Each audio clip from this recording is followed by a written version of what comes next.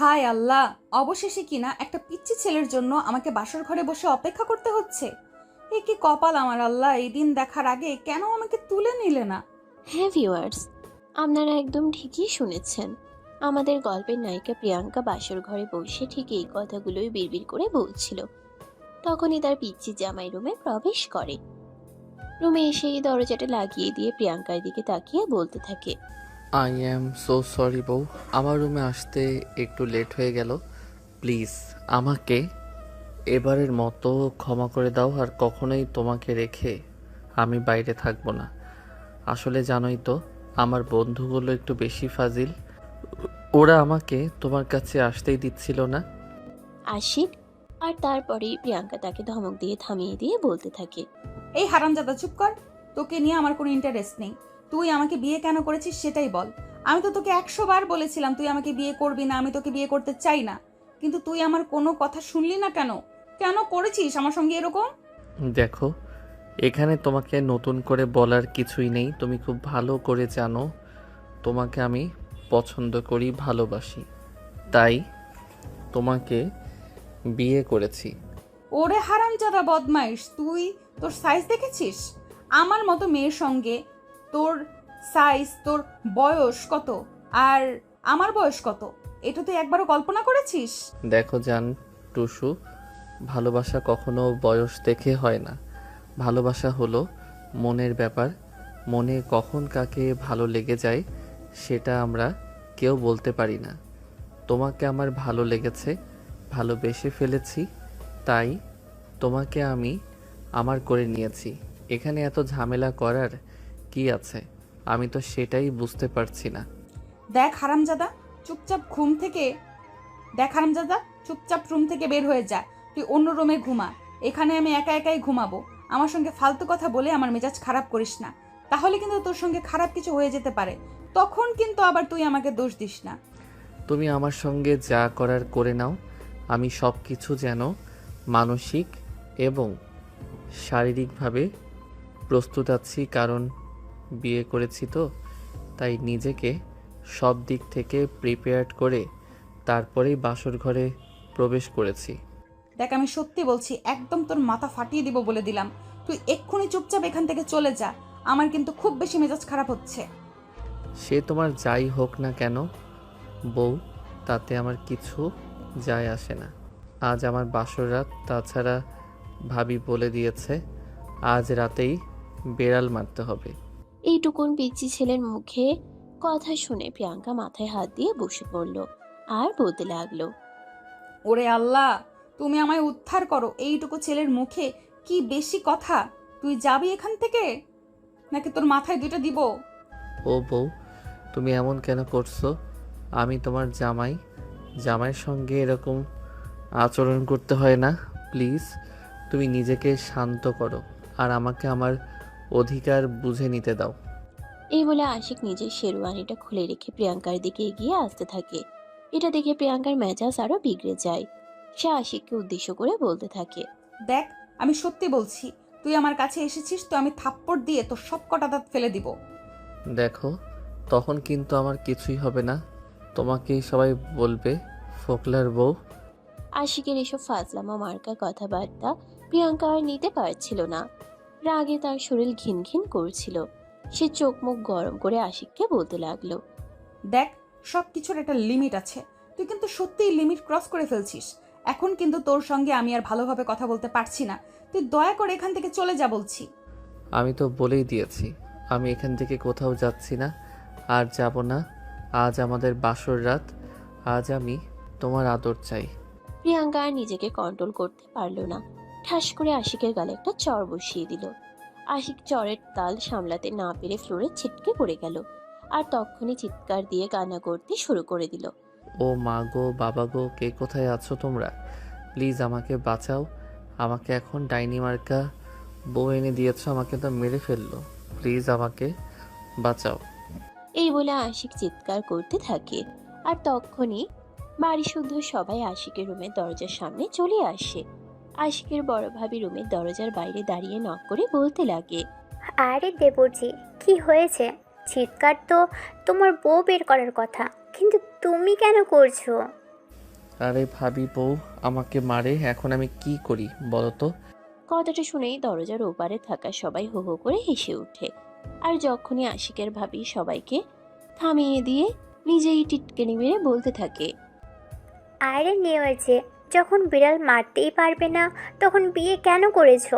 তোমাকে তো আগেই বলেছিলাম বিড়াল মারার শক্তি থাকলে তবেই বিয়ে করো, কিন্তু তখন তো খুব বড় গলায় বলেছিলে তুমি সব করতে পারবে। তাহলে এখন কি হলো? পুরুষত্ব কোথায় চলে গেল তোমার? দেখো ভাবি, একদম ভালো হবে না বলে দিচ্ছি। তুমি আমার পুরুষত্ব নিয়ে কথা তুলতে পারো না। আমার বউয়ের সঙ্গে আমি কি করব না করব সেটা আমার ব্যক্তিগত ব্যাপার। তবে একটা কথা তোমাদেরকে বলে দিচ্ছি, আমি কিন্তু বিড়াল মেরে তবেই ছাড়বো। এই বলে আশিক আবারও নিজেকে সামলে নেয় আর প্রিয়াঙ্কার সামনে এসে দাঁড়ায়। তখনই সে আবারও প্রিয়াঙ্কাকে বলতে থাকে, দেখো বউ, তোমার জন্য সবাই আমাকে নিয়ে হাসাহাসি করছে, এটা কিন্তু আমি একদম সহ্য করব না। তুমি আমার বউ, তোমার উপর আমার অধিকার রয়েছে, আর আমি আমার অধিকার আদায় করে নেবই। এই বলে আশিক আবারও প্রিয়াঙ্কার দিকে এগিয়ে আসে। এবার আর প্রিয়াঙ্কা আশিককে বাধা দিতে চাইলেও আর পেরে উঠল না। প্রিয়াঙ্কা আশিককে কিছু একটা বলতে চাইছিল, কিন্তু তার আগে আশিক প্রিয়াঙ্কাকে বিছানার সঙ্গে চেপে ধরে তার ঠোঁট দুটো নিজের দখলে নিয়ে ইচ্ছে মতো চুমু খেতে থাকে। এভাবেই কেটে যায় প্রায় 5 মিনিট। এদিকে প্রিয়াঙ্কার আগে ফুসফুস করছে, কিন্তু আশিকের সেদিকে কোনো খেয়াল নেই। তার যেভাবেই হোক নিজের মিশন সাকসেসফুল করতেই হবে। আশিক প্রিয়াঙ্কার সারা শরীরে উন্মাদের মতো চুমু খেয়ে যাচ্ছে।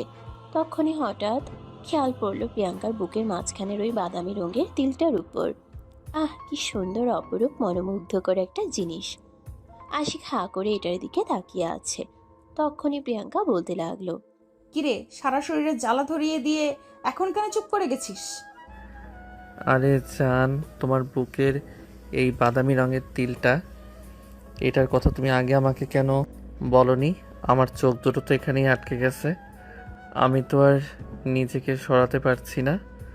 দেখ, একদম ফাজলামো করিস না। আমার সারা শরীরে আগুন ধরিয়ে দিয়ে এখন মজা নেওয়া হচ্ছে, তাই না? উফ জান পাখি, তুমি এমন কেন করছো? আমি কেন তোমার সঙ্গে মজা নেব? তোমার শরীরের প্রত্যেকটা অংশ তো আমি দেখে নিয়েছি, কিন্তু এই জায়গাটা তো আর আগে দেখা হয়নি, কারণ তোমার শরীর স্পর্শ করার অনুমতি তো ছিল না তখন। এদিকে প্রিয়াঙ্কা উত্তেজনার চরম পর্যায়ে চলে গেছে। সে আর নিজেকে কোনোভাবেই ঠিক রাখতে পারছে না। সে আশিকের মাথাটা তখনই নিজের বুকের সঙ্গে চেপে ধরল। আশিকও বুঝতে পারলো প্রিয়াঙ্কা নিজেকে ঠিক রাখতে পারছে না। তাই সে আর এক মুহূর্তও দেরি না করে প্রিয়াঙ্কাকে নিয়ে ভালোবাসার মহাসমুদ্রে ডুবে গেল। প্রায় ঘন্টা খানেক ধরে চলে তাদের ভালোবাসার আদান প্রদান পর্ব। তাদের ভালোবাসার আদান প্রদান পর্ব শেষ হলে দুজন দুজনকে ছেড়ে দিয়ে বিছানার দুই পাশে শুয়ে পড়ে।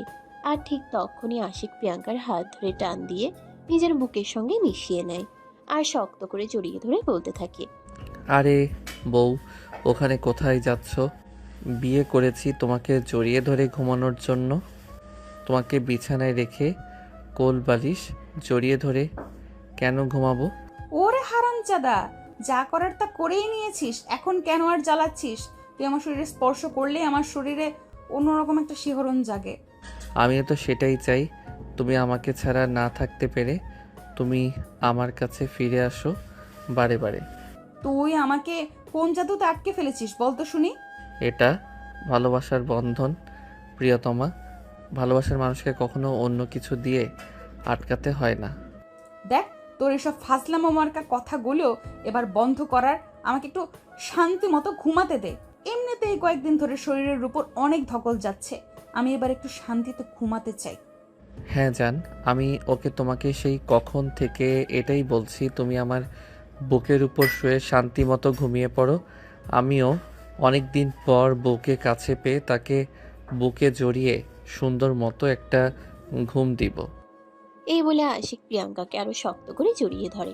প্রিয়াঙ্কা যদিও সেখান থেকে চলে যেতে চাইছিল, একটু আলাদা করে ঘুমানোর কথা বলছিল, কিন্তু আশিক তাকে সেটা করতেই দিল না। তার একটাই কথা, বিয়ে যখন হয়ে গেছে তখন ঘুমাতে হলে বউকে বুকে জড়িয়ে ধরে তারপর এই ঘুমাবে। আর এদিকে প্রিয়াঙ্কা সবসময় একা ঘুমাতেই অভ্যস্ত। কারোর সঙ্গে ঘুমাতে তার একটুও কমফোর্টেবল লাগে না।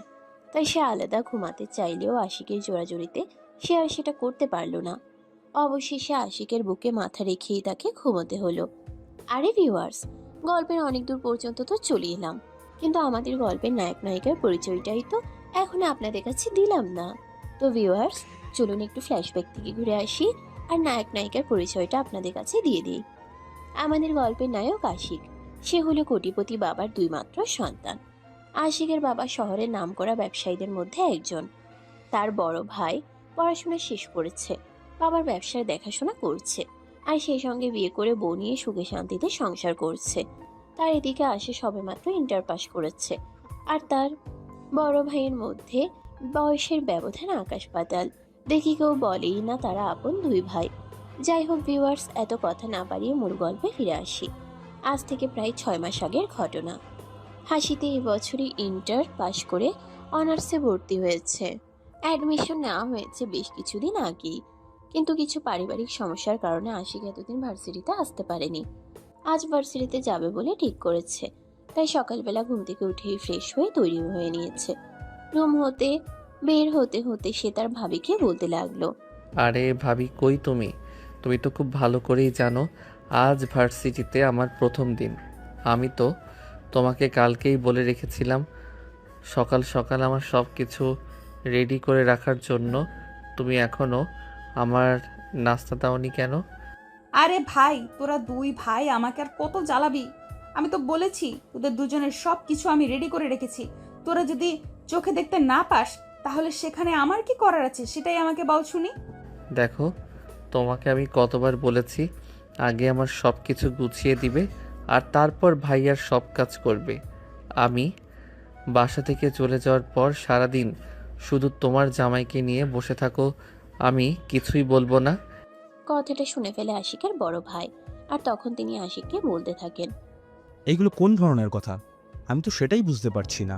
আমার বউ সবার আগে আমার কাজ করবে, তারপর সময় পেলে ফ্যামিলির অন্য সবার কাজ করে দিবে, আর নয়তো নাই। কিন্তু তুই এইসব কি বলছিস? আমার বউ কেন সবার আগে তোর কাজ করে দিতে যাবে? হ্যাঁ, অবশ্যই তোমার বউ সবার আগে আমার কাজ করে দেবে, আর তার পিছনে রিজনও আছে, কারণ আমি তার একমাত্র দেবর, আর দেবরের মন রক্ত পড়া সব ভাবিদের কর্তব্য। আর হ্যাঁ ভাবি শোনা, তুমি কিন্তু ভাইয়ার কথা একদম শুনবে না। ভাইয়া সব সময় ফালতু কথা বলে। আমি তোমার একমাত্র ব্যবহার, আমার দেখাশোনা করা তোমার কর্তব্য। ওকে ডিয়ার, ঠিক আছে, কোনো সমস্যা নেই। আমি তো বলেছি আমি তোমার সব কাজ করে দিব, তাহলে এত চিন্তা করার কি আছে? আর তোমার ভাইয়া সব সময় এরকম ফালতু বলতেই থাকে। তোমার ভাইয়ার কথায় কিছু মনে করো না। দেখো, তোমরা দুজনেই কিন্তু আমার সঙ্গে অনেক বেশি বাড়াবাড়ি করছো। তুমি আর আমার বউ আমার কাজ করে দাও, তোমার দায়িত্ব, তাহলে তুমি কেন ওর কাজ করে দেবে? দেখো, এ বাড়িতে দুজন মেয়ে মানুষ আছে। একজন হলো তোমাদের মা, মানে আমার শাশুড়ি মা, আর দ্বিতীয়জন আমি। শাশুড়ি মা অসুস্থ, তাই বাড়ির সমস্ত কাজ করার দায়িত্ব আমার ঘাড়ে। আমাকে সব কিছু সামলে নিয়ে চলতে হয়, তাই আমি আমার সুবিধা অনুযায়ী সব কিছু করে থাকি। সেখানে তোমাদের সুবিধা কিংবা অসুবিধা দেখার সময় আমার হাতে নেই, বুঝতে পেরেছো? দেখব, তোমাকে আমি আগেই বলেছি আর এখন বলছি, সবার আগে তুমি আমার কাজ করে দেবে, তারপর সময় পেলে অন্য কারোর কাজ করবে, নয়তো না। কারণ স্বামীর কাজ করতে দেওয়া প্রত্যেক স্ত্রীর কর্তব্য। তাহলে আমাকেও বিয়ে করিয়ে দাও, আমার বউ বাড়িতে এসে আমার সমস্ত কাজ করে দেবে, তখন তো আর কোনো সমস্যা থাকবে না। দেখ, ফালতা মমকা কথা বলে একদম চটকানা মেরে তোর সব কটা দাঁত ফেলে দিব, বলে দিলাম।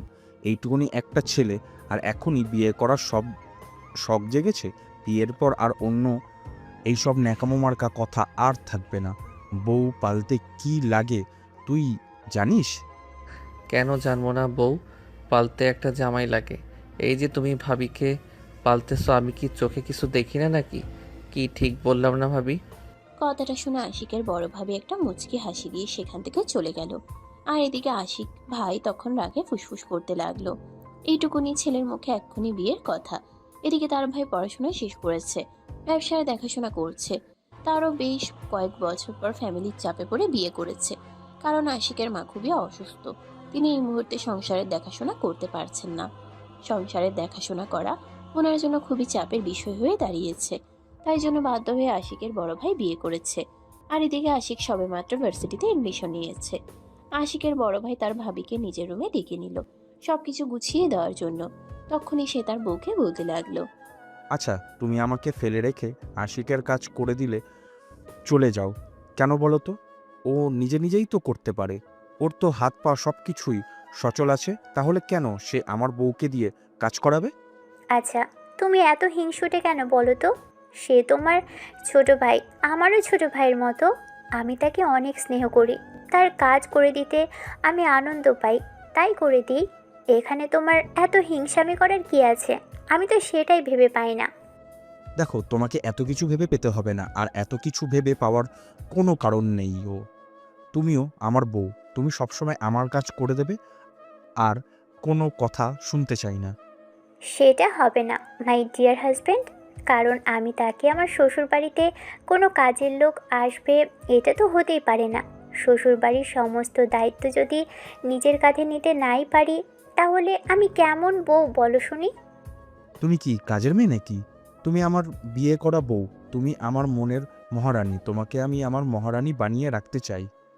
আচ্ছা ঠিক আছে, সেটা যখন রাখার তখন রেখো। এখন অফিসের টাইম হয়ে গেছে, অফিসে যাও। এই বলে আশিকের বড় ভাবি তার ভাইয়াকে অফিসে পাঠিয়ে দিয়ে আশিকের রুমে আসলো। আশিক তখনও রুমে বিছানার উপর গাল ফুলিয়ে বসে আছে। এটা দেখে তার ভাবি তার সামনে এসে দাঁড়িয়ে তার চুলগুলো এলোমেলো করে দিয়ে বলতে লাগলো, কি ব্যাপার দেওয়ার যে, তুমি গাল ফুলিয়ে বসে আছো?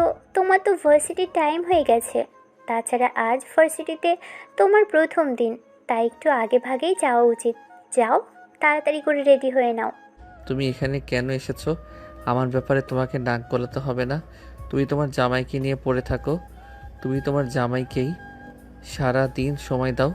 আমাকে নিয়ে তোমার কোনো চিন্তা করতে হবে না। আরে দেওয়ার যে, তুমি এভাবে কেন কথা বলছো? তোমার ভাইয়া অফিসে চলে গেছে, তুমি তো খুব ভালো করেই জানো। প্রতিদিন সকালে ঠিক সময় তোমার ভাইয়াকে অফিসে পৌঁছতে হয়, তা না হলে অফিসে গিয়ে বসের কাছে বকা শুনতে হয়। হ্যাঁ, তোমাদের বেলায় সব কিছু ঠিক আছে, কিন্তু আজকেই ভার্সিটিতে আমার প্রথম দিন, সেটাই তোমাদের শুধু মনে থাকে না।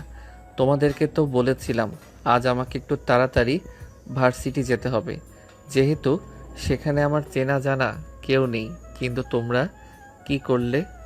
আই অ্যাম সো সরি দেবরজি, আমার ভুল হয়ে গেছে, আর কখনো এমন ভুল হবে না। এই যে, আমি তোমার কাছে ক্ষমা চাইছি। ঠিক আছে, কোনো সমস্যা নেই। তুমি আমার 2 গ্যালারিতে পাপ্পা দাও, তাহলেই হয়ে যাবে। দুষ্টামি করে কথাটা বলে আশিক তখনই তার ভাবি একটু রাগী লোক নিয়ে বলতে থাকে, দেখো, একদম ভালো হচ্ছে না বলে দিলাম। চুপচাপ রেডি হয়ে ভার্সিটি চলে যাও। আমি তোমার সব কিছু গুছিয়ে রেখেছি, তাড়াতাড়ি যাও, দেরি হয়ে যাবে। আচ্ছা ঠিক আছে, আমি যাচ্ছি। তবে আমার জন্য কিন্তু চিকেন বিরিয়ানি বানিয়ে রাখবে। আমি দুপুরে বাসায় এসে চিকেন বিরিয়ানি খাবো, এটা মনে থাকে যেন। ওকে মাই ডিয়ার দেবরজি, আমার অবশ্যই মনে থাকবে। এখন তাড়াতাড়ি যাও বলছি, তা না হলে সত্যিই দেরি হয়ে যাবে। ওকে, ঠিক আছে, বাই। আশিক তখন তার ভাবির কাছ থেকে বিদায় নিয়ে বাসা থেকে বেরিয়ে পড়ল। বাইক নিয়ে রাস্তায় চলেছে আর আপন মনে গান গাইছে। প্রায় 20 মিনিটের মতো লাগলো ভার্সিটি এসে পৌঁছতে। ভার্সিটির সব কিছুই তার অচেনা, কোনো কিছুই তার সেভাবে চেনা জানা নেই।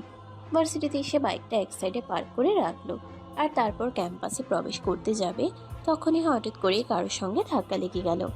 আসলে আশিক আপন মনে বাইকটাকে পার্ক করে রেখে বাইকের চাবিটা হাতে নিয়ে আঙ্গুল দিয়ে ঘোরাতে ঘোরাতে ক্যাম্পাসের ভিতরে প্রবেশ করছিল, আর তখনই কেউ একজন তার সামনে পড়ে গেছে। এটা সে একদম খেয়াল করেনি। মেয়েটার সঙ্গে খুবই স্পিডে ধাক্কা লাগায় দুজন দুদিকে ছিটকে পড়ে গেল। আশিক নিজেকে সামনে নিয়ে উঠে দাঁড়ালো, আর তখনই দেখতে পেল এক সুন্দরী রমণী পড়ে আছে। আশিক তার দিকে হা করে তাকিয়ে আছে। সে যেন অচেনা কোনো এক জগতে হারিয়ে গেছে, কথা বলার ভাষাটা হারিয়ে ফেলেছে। এদিকে প্রিয়াঙ্কা কোমরে প্রচন্ড ব্যথা পেয়েছে, কারণ প্রিয়াঙ্কার সামনেই পড়েছিল একটা ভাঙা ইট, যেটা তার কোমরের কাছে লেগে গেছে। প্রিয়াঙ্কা কোনো রকমে উঠে দাঁড়ায় আর আশিকের সামনে এসে দাঁড়িয়ে আঙ্গুলে তুড়ি দিয়ে বলতে থাকে, এই বেয়াদব, চোখে দেখতে পাস না? আমি জল জান্ত একটা মানুষ সামনে দাঁড়িয়ে হেঁটে যাচ্ছি, আর তুই এসে আমার সঙ্গে ধাক্কা খেলি? কিন্তু আশিকের কান পর্যন্ত সেসব কথা একটুও পৌঁছালো না। আশিক শুধু দেখতে পেল তার সামনে দাঁড়িয়ে সুন্দরী রমণী ঠোঁট নাড়িয়ে কিছু একটা বলছে, কিন্তু সেই কথা তার কর্ণগোচর হয়নি। কেটে গেছে প্রায় 5 মিনিট। আশিক তখনও হাঁ করেই তাকিয়ে আছে। তখনই একটা ছেলে এসে আশিককে বলতে লাগলো, আরে ওই মিয়া, আপনি এভাবে হা করে তাকিয়েছেন কেন? আর ম্যাডামের সঙ্গে কি করছেন? ম্যাডাম আপনাকে এতগুলো কথা শুনিয়ে চলে গেল। ছেলেটার কথায় আশিক বাস্তব জগতে ফিরে আসলো আর ছেলেটার দিকে তাকিয়ে বলতে লাগলো, আরে মিয়া, দিলেন তো আমার স্বপ্নের 12টা বাজিয়ে। অপসরীকে নিয়ে কত সুন্দর একটা স্বপ্ন দেখছিলাম, আর আপনাকে তখনই এখানে আসতে হলো। ওই মিয়া, আপনি কি বলতেছেন? আপনার মাথা ঠিক আছে? উনি আমাদের ভার্সিটির লেকচারার। আপনি কি ভার্সিটির নতুন এসেছেন নাকি ম্যাডামকে চেনেন না? হ্যাঁ, আমি ভার্সিটিতে আজকেই প্রথম দিন এসেছি, তাই চিনতে পারিনি। যাই হোক, ম্যাডাম কিন্তু হেব্বি সুন্দরী, একদম প্রেম করার জন্য পারফেক্ট। আরে মিয়া, আমার মনে হয় আপনার এই ভূতে ধরছে, তাই তো এসব পাগলের মতো উল্টো পাল্টা কথা বলছেন। ভূতে না ধরলে কেউ এরকম উল্টো পাল্টা কথা বলে নাকি? আমাকে ভূতে ধরে নাই, আমাকে প্রেম রোগে ধরেছে, যেটা সময় হলেই বুঝতে পারবেন। যাই হোক, অনার্স প্রথম বর্ষের ইংরেজি ডিপার্টমেন্ট কোন দিকে একটু বলে দিতে পারবেন? আরে আপনি কি ইংরেজি ডিপার্টমেন্টের স্টুডেন্ট নাকি? তাহলে চলুন আমার সঙ্গে, আমিও ইংরেজি ডিপার্টমেন্টের স্টুডেন্ট। ও আচ্ছা, তাহলে তো ভালোই হলো। বাই দ্য ওয়ে, আমরা দুজন যেহেতু একই ক্লাসে পড়াশোনা করি, তাহলে তো আর আপনি করে কথা বলার কোনো প্রয়োজন নেই। আমরা তো একে অপরকে তুমি অথবা তুই বলেই সম্বোধন করতে পারি। হ্যাঁ, একদম ঠিক কথাই বলছিস। আমরা যেহেতু একই ক্লাসে পড়াশোনা করি, তাই আমরা একে অপরকে তুই বলেই সম্বোধন করতে পারি। এটা আমাদের জন্য খুব ভালো হবে। By the way, class time হয়ে গেছে, চল এখন। এই বলে শুভ আশিককে নিয়ে ক্লাসে চলে আসলো। তার ঠিক 5 মিনিট পরেই টিচার ক্লাসে চলে আসে। আর প্রথম ক্লাসেই তো আশিক একদম হাঁ হয়ে গেছে, কারণ তাদের ইংলিশ লেকচারার হলো একটু আগে যে মেয়েটার সঙ্গে আশিকের ধাক্কা লেগেছে সেই মেয়েটা। আশিক কিছু বলতে যাবে তার আগেই প্রিয়াঙ্কা আশিককে দেখে বলতে লাগলো, এই ছেলে, এদিকে আসো। হ্যাঁ ম্যাডাম, আপনি কি আমাকে বলছে? তা না হলে কি তোর 14 গোষ্ঠী এখানে নিয়ে এসেছিস নাকি, যে আমি তোর 14 গোষ্ঠীকে আমার কাছে ডেকে নেব? আরে ম্যাডাম, আপনি যে কি বলেন না, আমার 14 গোষ্ঠীকে কেন নিয়ে আসতে যাব? আমি এখানে পড়াশোনা করতে এসেছি। বাই দ্য ওয়ে, বলুন কি বলবেন। তুই তখন এইভাবে আমার সঙ্গে ধাক্কাকে আবার তুই তখন আমার সাথে এইভাবে ধাক্কা খেয়ে আবার হা করে তাকিয়েছিলি কেন?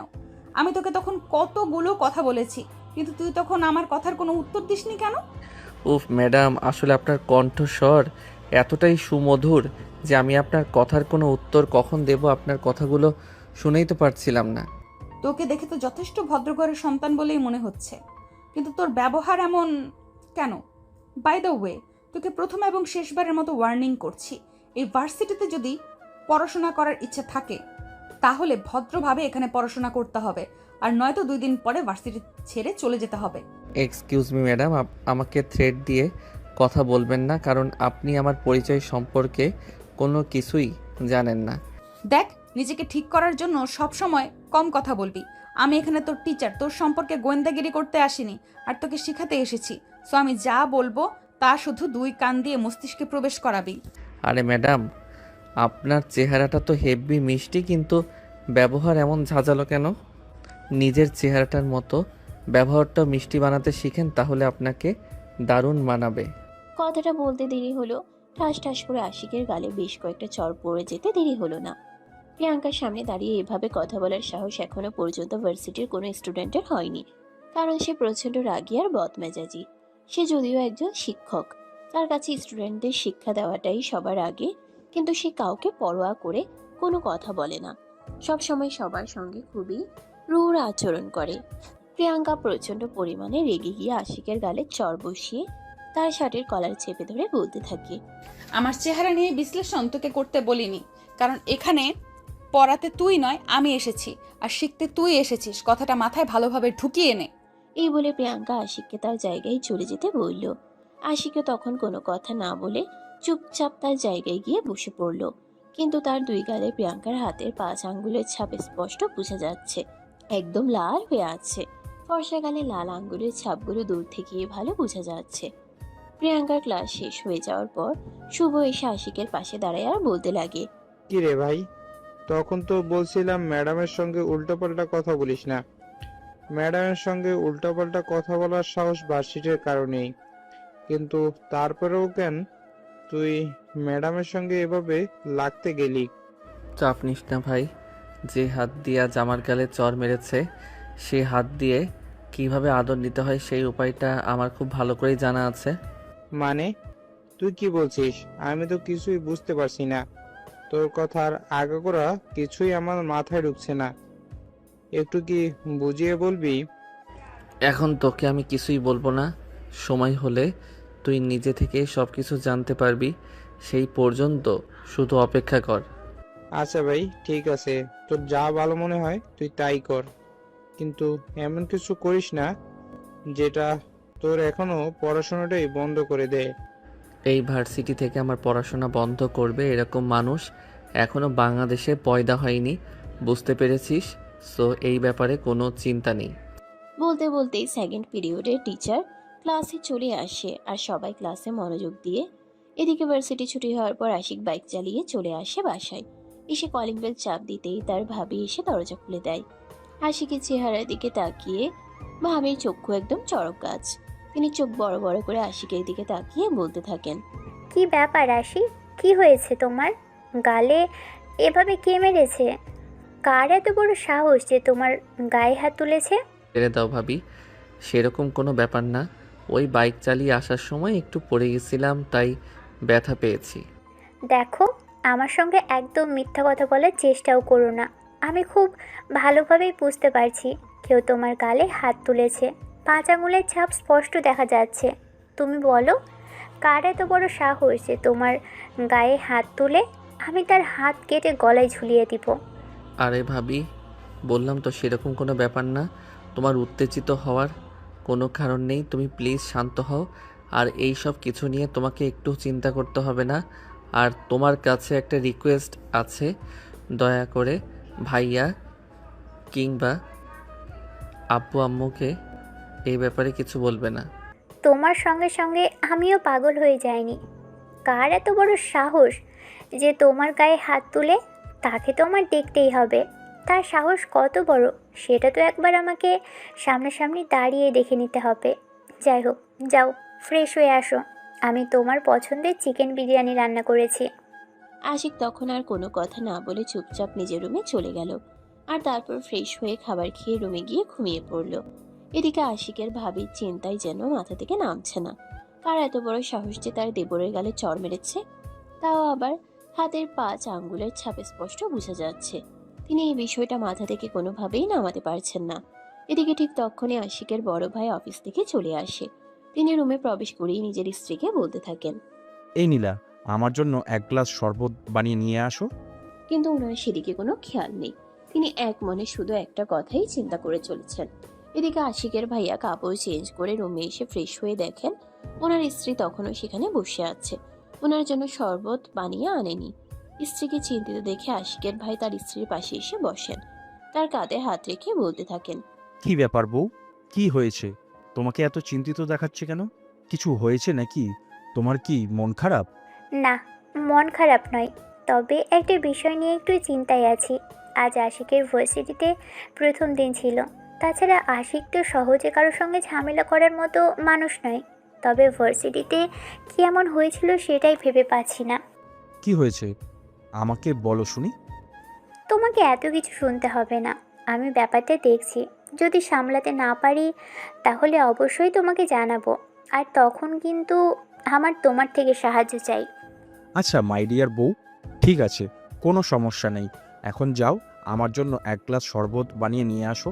আমার শরীরটা আজ বড্ড টায়ার্ড লাগছে, আর অফিসে আজ অনেক বেশি কাজের চাপ ছিল। আচ্ছা ঠিক আছে মাই ডিয়ার প্রাণের স্বামী, আপনি একটু বসুন, আমি এক্ষুনি আপনার জন্য শরবত বানিয়ে নিয়ে আসছি। এই বলে আশিকের ভাবি সেখান থেকে উঠে গিয়ে তার ভাইয়ের জন্য শরবত বানিয়ে নিয়ে আসলো। আর পরের দিন সকালবেলা যখন আশিক ভার্সিটি যাওয়ার জন্য তৈরি হচ্ছিল, তখনই তার ভাবি তাকে বলতে লাগলো, আশিক, 1 মিনিট দাঁড়াও। আমিও তোমার সঙ্গে আজ তোমার ভার্সিটিতে যাব। কেন, তুমি আবার পড়াশোনা শুরু করবে নাকি? ভাইয়াকে বলবো তোমাকে ভার্সিটিতে ভর্তি করিয়ে দিতে। সে যদি প্রয়োজন হয় তাহলে তাই করব, কিন্তু আজ আমি তোমার সঙ্গে ভার্সিটিতে যাব এবং তুমি আমাকে তোমার সঙ্গে ভার্সিটিতে নিয়ে যাবে, এটাই শেষ কথা। আশিক তখন আর তার ভাবির কথাই না করতে পারল না, কারণ তার ভাবির মুখের উপর কথা বলার অভ্যাস তার কখনোই ছিল না। তাই সে ভাবির কথাই রাজি হয়ে গেল আর বাইকে করে ভাবিকে নিয়ে ভার্সিটির উদ্দেশ্যে রওনা দিল। আশিক যখন ভার্সিটিতে প্রবেশ করছিল, ঠিক ওই মুহূর্তে প্রিয়াঙ্কাও ভার্সিটিতে প্রবেশ করছিল। আশিক বাইকটা পার্ক করে তার ভাবিকে নিয়ে ক্যাম্পাসের দিকে পা বাড়াবে, তখনই প্রিয়াঙ্কার সম্মুখীন হয়। প্রিয়াঙ্কা আশিকের সঙ্গে একটা শাড়ি পরা মেয়ে মানুষ দেখে বলতে লাগলো, কিরে, এটা ভার্সিটি, পার্ক ভেবে গার্লফ্রেন্ড নিয়ে চলে আসার মতো জায়গা নয়। আপনার কোথাও একটা ভুল হচ্ছে ম্যাডাম, উনি আমার গার্লফ্রেন্ড নয়, উনি আমার ভাবি। তখনই প্রিয়াঙ্কা কোনো কথা না বলে চুপচাপ সেখান থেকে চলে যাচ্ছিল। ওই মুহূর্তেই আশিকের ক্লাসমেট শুভ এসে তার সামনে দাঁড়ায় আর শুভ আশিককে বলতে থাকে, কি রে, ম্যাডাম কি বলছিল? আজকেও আবার কোনো ঝামেলা করছিস নাকি? আর তোর সঙ্গে এটাকে? আরে না, আজ কোনো ঝামেলা করিনি, তবে চিন্তা করিস না। আমি তো বলেছি যে হাত দিয়ে আমাকে চড় মেরেছে, সেই হাত দিয়ে যতদিন না আদর খেতে পারবো ততদিন পর্যন্ত আমার শান্তি নেই। কথাটা শোনা মাত্রই আশিকের ভাবি বলতে লাগলো, ও আচ্ছা, এ ব্যাপার তাহলে, দাঁড়াও আমিও দেখে নিচ্ছি এই মেয়ের তেজ কতটা। এই বলে আশিকের ভাবি পেছন থেকে প্রিয়াঙ্কাকে ডাক দিল। এই যে ম্যাডাম, দাঁড়ান, আপনার সঙ্গে একটু কথা আছে। আশিকের ভাবির গলার আওয়াজ শুনে প্রিয়াঙ্কা পিছন ফিরে তাকালো আর বলতে লাগলো, আমার সঙ্গে কোনো কথা বলার প্রয়োজন থাকলে আমার কেবিনে আসুন, আমি যেখানে সেখানে দাঁড়িয়ে যার তার সঙ্গে কথা বলি না। ওরে বাবা রে বাবা, যে না চেহারা, তার নাম রাখছে পেয়ারা, ভার্সিটির প্রফেসর হয়েছেন বলে নিজেকে কি মনে করেন, বিশাল কিছু নাকি? এক্সকিউজ মি, ল্যাঙ্গুয়েজ ঠিক করে কথা বলেন। হ্যাঁ, আমিও আপনাকে সেটাই শেখাতে এসেছি। আপনি আমার দেবরের গায়ে হাত তুলেছেন কোন সাহসে? আপনি জানেন ওর পরিচয় কি? আমার কোনো প্রয়োজন নেই তার প্রয়োজন জানার।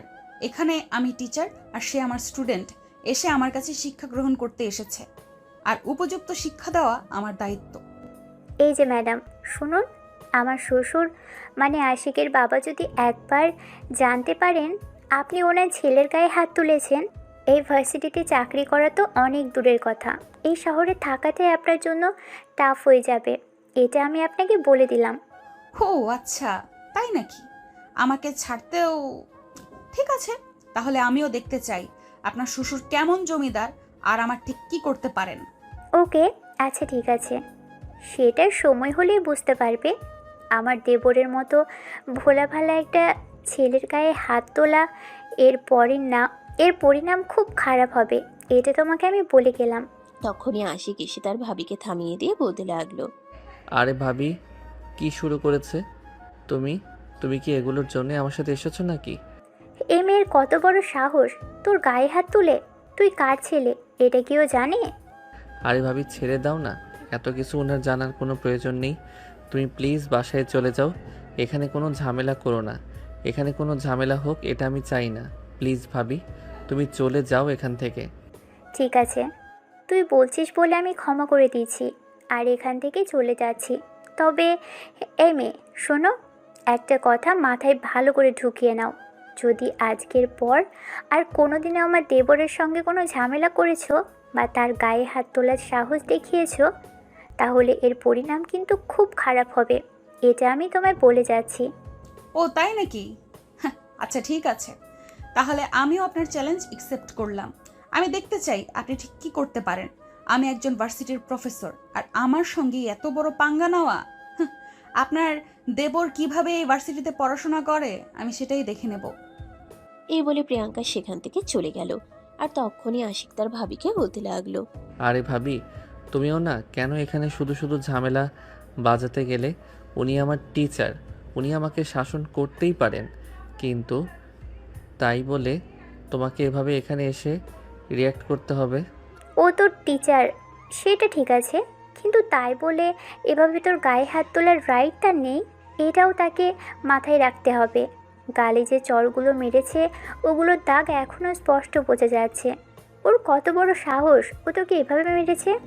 ভাবি প্লিজ ছেড়ে দাও না, তুমি বাসায় চলে যাও। আম্মু বাসায় একা আছে, ওনার দেখাশোনা করতে হবে।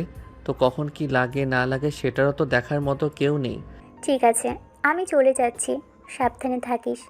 আর ওই মেয়ে যদি কোনো একটা কথা পর্যন্ত বলে, সেটা আমার কাছে বলবি। ওর কত বড় সাহস, আমি সেটা দেখে নিব। এই বলে আশিকের ভাবি সেখান থেকে চলে গেল। আর এতক্ষণ ধরে শুভ পাশে দাঁড়িয়ে দাঁড়িয়ে এইসব কিছু দেখছিল। আশিকের ভাবি চলে যাওয়ার পর শুভ আশিককে বলতে লাগলো, দেখ দোষ, তোর পরিচয় সম্পর্কে কিন্তু আমরাও কোনো কিছু জানি না। তবে তোকে এইটুকু বলবো, ম্যাডামের সঙ্গে পাঙ্গা নিয়ে কিন্তু একদম ভালো করিসনি। ম্যাডাম কিন্তু প্রচন্ড বদমেজাজি, তোর সঙ্গে যা ইচ্ছা তাই করতে পারে। দেখো, আমি তো আর ইচ্ছে করে ওনার সঙ্গে ঝামেলা করতে যাইনি। তাছাড়া একটা সত্যি কথা তোকে বলেই দেই, উনি কিন্তু যথেষ্ট সুন্দরী। ওনাকে প্রথম দেখাতেই আমি ভালোবেসে ফেলেছি বলতে পারিস। ওনাকে আমি বিয়ে করার স্বপ্ন দেখছি। কথাটা শোনা মাত্রই ক্যাম্পাসের মাথায় হাত দিয়ে বসে পড়ল শুভ, আর তারপরেই বলতে লাগলো, ভাই, তোর মাথা খারাপ হয়ে গেছে। তোর সঙ্গে থাকলে আমাকেও হয়তো কয়েকদিনের মধ্যে পাবনায় চলে যেতে হবে। এখানে মাথা খারাপ হওয়ার কি আছে? আমি তো সেটাই বুঝতে পারছি না। মানুষ মানুষকে পছন্দ করতেই পারে, ভালোবাসতেই পারে। এখানে এত রিয়্যাক্ট করার কি আছে? ভাই, তুই যেটা স্বপ্ন দেখছিস সেটা দুঃস্বপ্ন মনে করে ভুলে যা। আর এই কথাটা কখনো ভুল করেও মুখে আনিস না। দেখ ভাই, আমি স্বপ্ন দেখেছি আর সেই স্বপ্ন পূরণ হয়নি আমার জীবনে। এমন সময় এখনও আসেনি, আর ভবিষ্যতেও হয়তো আসবে না। আমি ম্যাডামকে ভালোবেসেছি, বিয়ে করার স্বপ্ন দেখছি, আর সেই স্বপ্ন আমি পূরণ করেই ছাড়ব। সেটা তুই দেখে নিস। এ বলে দুজনে ক্লাসরুমের দিকে পা বাড়ালো। এদিকে প্রিয়াঙ্কা ক্যাম্পাস থেকে সোজা প্রিন্সিপাল স্যারের কেবিনে চলে গেল। আর সেখানে গিয়ে প্রিন্সিপাল স্যারকে বলতে লাগলো, স্যার, এটা ভার্সিটি নাকি বেয়াদবদের আড্ডা কারখানা? আমি তো সেটাই বুঝতে পারছি না। আপনি এই ভার্সিটিতে কোন সব বেয়াদবদের অ্যাডমিশন করিয়েছেন? মানে কি হয়েছে? আপনি কি বলছেন? আমি তো আপনার কথা আগে করে কিছুই বুঝতে পারছি না। কি হয়েছে আমাকে প্লিজ খুলে বলুন। গতকাল আমাদের ভার্সিটিতে একজন নতুন স্টুডেন্ট এসেছে। সে আমার সঙ্গে বেয়াদবি করায় আমি তাকে থাপ্পড় মেরেছিলাম। আর আজ সে ফ্যামিলি মেম্বার নিয়ে এসেছে আমাকে শাসানোর জন্য। মানে কে সে যে ভার্সিটিতে এসে শাসিয়া চলে যায়? আচ্ছা, ওই স্টুডেন্টের নাম কি? আপনি একটু ওই স্টুডেন্টকে আমার কেবিনে পাঠিয়ে দিন, আমি তার সঙ্গে কথা বলে নিচ্ছি। আপনি ওই স্টুডেন্টের সঙ্গে কি কথা বলবেন নাকি বলবেন না সেটা একান্তই আপনার ব্যক্তিগত ব্যাপার। তবে আমি আপনাকে স্পষ্টভাবে জানিয়ে দিচ্ছি, ওই স্টুডেন্টকে আর যাই হোক এই ভার্সিটিতে যদি রাখেন, তাহলে আমি আপনার ভার্সিটিতে চাকরি করব না। এটা কনফার্ম। মিস প্রিয়াঙ্কা, আপনি প্লিজ শান্ত হন, আমি বিষয়টা দেখছি। আপনি এতটা উত্তেজিত হবেন না, আপনি নিজের কেবিনে যান, আমি বিষয়টা সামলানোর চেষ্টা করছি। প্রিয়াঙ্কা তখন প্রিন্সিপাল স্যারের কেবিন থেকে বের হয়ে চলে আসলো। আর অফিসের পিয়নকে দিয়ে আশিককে প্রিন্সিপাল স্যারের কেবিনে যেতে বলল। কিছুক্ষণের মধ্যেই আশিক প্রিন্সিপাল স্যারের কেবিনে চলে গেল। দরজার সামনে দাঁড়িয়ে যেই না আশিক প্রিন্সিপাল স্যারকে সালাম দিল, তখনই প্রিন্সিপাল স্যার বলতে লাগলো, আরে আশিক, তুমি? তোমার বাবা তো বলেছিল তোমাদের ফ্যামিলিতে কি যেন প্রবলেম হয়েছে, সেজন্য তুমি ভার্সিটিতে আসতে পারছো না। হ্যাঁ স্যার, সেটা তো ঠিক। আম্মু অসুস্থ ছিল, আম্মুকে নিয়ে কয়দিন হসপিটালে দৌড়াদৌড়ি করতে হয়েছে। এখন আমরা মোটামুটি ভালো আছি, তাই গতকাল থেকেই ভার্সিটিতে আসা শুরু করেছি। ও আচ্ছা, ঠিক আছে, কোনো সমস্যা নেই। ভার্সিটিতে যদি তোমার কোনো সমস্যা হয় তাহলে তুমি অবশ্যই সেটা আমাকে জানাবে, আমি আমার পক্ষ থেকে সর্বদাই চেষ্টা করব। ঠিক আছে স্যার, কোনো সমস্যা নেই। তবে আমি শুনলাম আপনি নাকি আমাকে ডেকে পাঠিয়েছেন, তাই আপনার সঙ্গে দেখা করতে আসলাম। কিছু বলবেন আমাকে? প্রিন্সিপাল স্যার কখন কিছুক্ষণ চুপ করে থাকলো, আর তারপর আশিকের দিকে তাকিয়ে বলতে লাগলো, তবে কি প্রফেসর প্রিয়াঙ্কা তোমার কথাই বলেছিল? হ্যাঁ স্যার, আসলে ওনার সঙ্গে আমার একটু ঝামেলা হয়েছে, আর ভাবি সেটা শুনে ভার্সিটিতে এসে ওনার সঙ্গে ঝামেলা করেছে। ও আচ্ছা, ঠিক আছে, আমি ব্যাপারটা দেখছি। আর শোনো, এই প্রফেসরের একটু মাথা সমস্যা আছে, ওনার থেকে একটু দূরে দূরে থাকো প্লিজ। আপনি চিন্তা করবেন না স্যার, তেরা মাথা কিভাবে সোজা করতে হয় সেটা আমার খুব ভালো করেই জানা আছে। আমাকে একটু সময় দিন, দেখুন আমি সব ঠিক করে ফেলবো। এই বলে আশিক প্রিন্সিপাল স্যারকে আর কোনো কথা বলার সুযোগ না দিয়ে আশিক প্রিন্সিপাল স্যারের কেবিন থেকে বের হয়ে চলে গেল। প্রিন্সিপাল স্যারের কেবিন থেকে বের হয়ে সেখান থেকে সোজা প্রিয়াঙ্কাকে ফিরে চলে আসে। আর প্রিয়াঙ্কা তখন ক্লাসে যাওয়ার জন্য তৈরি হচ্ছিল। আশিক প্রিয়াঙ্কা ঢুকে একসঙ্গে কেবিনের দরজাটা বন্ধ করে দিল। আশিকের এমন ব্যবহারে প্রিয়াঙ্কা কিছুটা আতঙ্কিত হয়ে আশিককে বলতে লাগলো, এই ছেলে, কি সমস্যা তোমার? তুমি আমার কেবিনের দরজা কেন বন্ধ করছো? কেন বন্ধ করছি কিছু বুঝতে পারছেন না, নাকি কিছু বুঝতে চাইছেন না? কোনটা বলেন শুনি। মানে কি এসবের? আর তোমার এত বড় সাহস কে দিয়েছে পারমিশন ছাড়া আমার কেবিনে চলে আসার?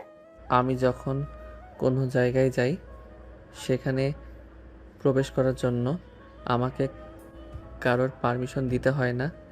পারমিশন আমি নিজেই তৈরি করে নেই। You understand? বেয়াদব কোথাকার ছেলে, তুমি এক্ষুনি আমাকে রুম থেকে বের হয়ে চলে যাও। আমি প্রিন্সিপাল স্যারের কাছে তোমার নামে বিচার দিয়েছি। তুমি যাতে এই ভার্সিটি থেকে তাড়াতাড়ি বিদায় হতে পারো সেই ব্যবস্থা আমি খুব তাড়াতাড়ি করব। আমাকে ইউনিভার্সিটি থেকে বের করা বন্দোবস্ত করলে শুধু তোমার বাড়িতে চলে যাব আর সেখানেই পার্মানেন্ট থেকে যাব। হোয়াট? তোমার কি কানে সমস্যা আছে নাকি?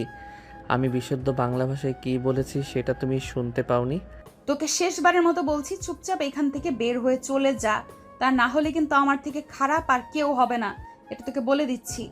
আমাকে শাসিয়ে কোনো লাভ নেই। ভাবিকে তো বলে দিয়েছে, শুনতে পাওনি? যেই হাত দিয়ে তুমি আমাকে থাপ্পড় মেরেছো সেই হাত দিয়ে যতদিন পর্যন্ত আদর খেতে না পারবো ততদিন পর্যন্ত আমার কোনো শান্তি নেই। দেখ, এখন কিন্তু একদম বেশি বেশি হয়ে যাচ্ছে। কিন্তু ততক্ষণে আশিক প্রিয়াঙ্কার একদম কাছাকাছি চলে গেছে। প্রিয়াঙ্কা আশিকের হাত থেকে নিজেকে বাঁচানোর জন্য চেয়ার থেকে উঠে পিছনের দিকে সরে যাচ্ছিল। কিন্তু যাবে আর কোথায়? 6 ফিট বাই 8 ফিট ছোট্ট একটা কেবিন, দেয়ালে পিঠ আটকে গেল প্রিয়াঙ্কার। তখনই আশিক প্রিয়াঙ্কার হাতে দুটো দেয়ালের সঙ্গে চেপে ধরলো। আর এদিকে প্রিয়াঙ্কার একদম কাছাকাছি চলে আসায় প্রিয়াঙ্কা বেড়ে যাচ্ছিল।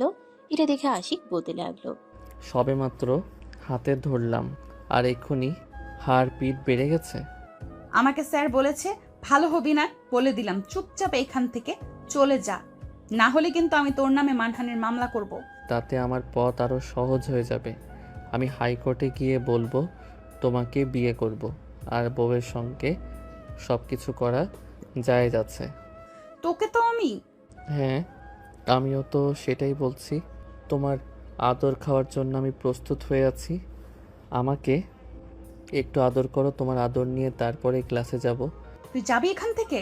এই বলে নিজের হাঁটু উঁচু করে আশিকের তলপেটে লাথি দিতে চাইছিল, কিন্তু আশিক তখনই লাফ দিয়ে উপরে উঠে গেল। আর প্রিয়াঙ্কার পা তার সামনে তাকে টেবিলের সঙ্গে লেগে নিজেই ব্যথা পেয়ে গেল। তখনই আহ বলে প্রিয়াঙ্কা কান্না করে দিল। আহ মা গো, আমার পাটা ভেঙে গেল। কি হলো? বলেছিলাম না আমার সঙ্গে পাঙ্গা নিতে যেও না, এর পরিণাম তোমার জন্যই খারাপ হবে। এখন তো বুঝতে পারলে সেটা? আমি তো তোমাকে তোমার ভালোর জন্যই বলেছিলাম আমার সঙ্গে ঝামেলা করো না, সেটা তোমার জন্য খারাপ হবে। এখন এই যে পাইপ ব্যথা পেয়েছো, এই ক্যাটিং থেকে যখন আমি বের হব আর তার পিছন পিছন তুমি বের হবে, যখন কুড়িয়ে খুঁড়িয়ে হাঁটবে তখন সবাইকে মনে করবে। এটা একবার ভেবে দেখেছো? তোকে আমি দেখে নিব। আরে জান পাখি, তোমার সামনে দাঁড়িয়ে আছি। তোমার সামনে দাঁড়িয়ে থাকা অবস্থায় যদি দেখে মন না বলে তাহলে চলো বিয়েটা করে ফেলি। তারপর না হয় সারাদিন রুমের ভিতর বসে বসে আমাকে দেখবে। আমার বাবার কিন্তু টাকা পয়সার কোনো কিছুর অভাব নেই, তোমাকে চাকরি করে খেতে হবে না। প্রিয়াঙ্কা ততক্ষণে আশিককে ধাক্কা দিয়ে নিজের সামনে থেকে সরিয়ে কেবিন থেকে বের হয়ে চলে গেল। প্রিয়াঙ্কার পিছন পিছন আশিকও কেবিন থেকে বের হয়ে চলে আসে। প্রিয়াঙ্কা ক্লাসরুমে আসার কিছুক্ষণ পরেই আশিক ক্লাসরুমে আসে। প্রিয়াঙ্কা ক্লাস করানো শুরু করে দিয়েছিল। তখনই আশিক ক্লাসরুমে প্রবেশ করতে যাবে, এটা দেখে প্রিয়াঙ্কা বলতে থাকে, এই ছেলে, তুই এখানে দাঁড়িয়ে থাক। আমার ক্লাসরুমে কোনো বেয়াদপের জায়গা নেই। আমি ক্লাসরুম থেকে বের হয়ে যাওয়ার পর তুই ক্লাসরুমে প্রবেশ করবি। কিন্তু ম্যাডাম, ক্লাসটা আমার ইম্পর্টেন্ট, ক্লাসটা আমাকে করতেই হবে। তার চাইতে বেশি ইম্পর্টেন্ট তুই ওখানে দাঁড়িয়ে থাকবি। ক্লাসের ভেতরে কোনো জায়গা হবে না। তোর মতো বেয়াদব মার্কা স্টুডেন্টকে আমি পড়াবো না। এই বলে প্রিয়াঙ্কা আশিককে আর ক্লাসরুমে প্রবেশ করতে দিল না। আর আশিকও তখন কোনো উপায় না পেয়ে ক্লাসের বাইরেই দাঁড়িয়ে রইল। প্রিয়াঙ্কা ক্লাসরুম থেকে চলে যাওয়ার পর আশিক ক্লাসরুমে প্রবেশ করে। আর তখনই তার বন্ধু শুভ আবারও তাকে বলতে থাকে। আরে তুই এসব কি শুরু করেছিস? আমি তো কিছুই বুঝতে পারছি না। কেন ম্যাডামের সঙ্গে লেগেছিস? আমি ম্যাডামের সঙ্গে লাগিনি, ম্যাডাম নিজে ইচ্ছে করে আমার সঙ্গে লেগেছে। আর এর পরিণাম আমি নই, ম্যাডাম ভোগ করবে। সেটা সময় হলেই দেখতে পাবে। এরপর এভাবেই চলতে থাকে দিন। প্রায় দিনই প্রিয়াঙ্কা আশিককে ক্লাস থেকে বের করে দেয়, তাকে ক্লাস করতে দেয় না। এদিকে আশিক ইংরেজিতে যথেষ্ট ভালো স্টুডেন্ট হয়ে থাকলেও ক্লাসের পড়া বুঝতে না পেরে সে ক্রমশ ইংরেজিতে খারাপ করতে থাকে। তার টিউশন টিচার তাকে নিয়ে খুবই বিরক্ত হয়ে পড়েন। সেদিন রাতের বেলা সবাই যখন খাবার টেবিলে খাবার খেতে বসছিল, তখনই আশিকের বাবা আশিককে বলে, কি ব্যাপার আশিক, কি হয়েছে তোমার? কিছুই তো বুঝতে পারছি না। তোমার টিচার কেন ইদানিং তোমার নামে বারবার বিচার দিচ্ছে? তুমি নাকি পড়াশোনায় অমনোযোগী হয়ে গেছো? সেখানে তো আমার কোনো দোষ নেই। আমার ইংলিশ টিচার আমাকে ক্লাস করতে দেয় না।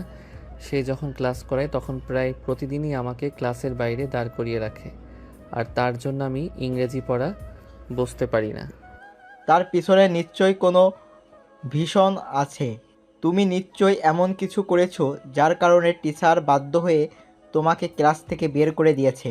তখনই আশিকের ভাবি আশিকের বাবাকে উদ্দেশ্য করে বলতে থাকে, না বাবা, সেরকম কোনো ব্যাপার নয়।